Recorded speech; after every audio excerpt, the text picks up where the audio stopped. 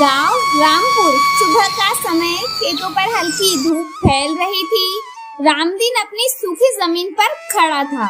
उसकी आंखों में चिंता साफ दिख रही थी। बाबूजी, आपकी छोड़ी हुई ये जमीन अब मेरे बस की नहीं रही। तभी पीछे से उसकी पत्नी कमला आती है। फिर से वही सोच रहे हो?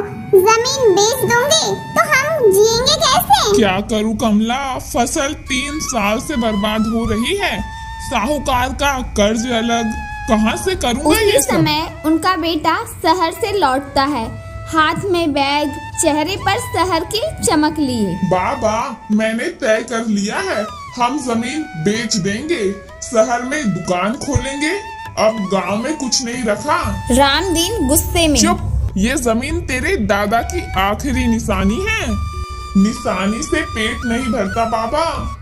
बाप बेटे हो तुम दोनों, क्यों आग लगा रहे हो घर में? तभी गांव का साहूकार लाला हरिराम वहीं आ पहुंचता है। रामदीन, सोच लिया हो तो बताओ, अच्छा दाम दूंगा, कर्ज भी माफ। रामदीन चुप हो जाता है। रात के समय रामदीन अकेले खेत चला जाता है और जमीन में बैठ जाता है। बाबूजी, क्या सच में मैं हार गया? तभी पीछे से मोहन वहां आ जाता है। बाबा, मैं गलत था। तू यहाँ सोया नहीं क्या अभी तक?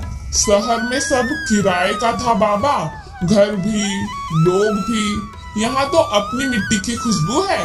जमीन नहीं बिकेंगी, मैं खेती सीखूंगा, नई तकनीक लाऊंगा, कोशिश करेंगे साथ में मिलकर। सुबह का समय था। रामदीन और मोहन खेत जा रहे थे। तो रामदीन, कागज तैयार है। लाला, जमीन नहीं बिकेंगी, कर्ज चुकाएंगे पर माटी नहीं बेचेंगे। अब ये खेत फिर से लहलहाएंगे। कुछ महीनों बाद खेतों में हरियाली लौट आई। गांव वाले हैरान।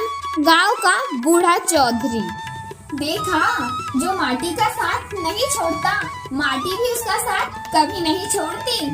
कमला दूर से दोनों को देखती है।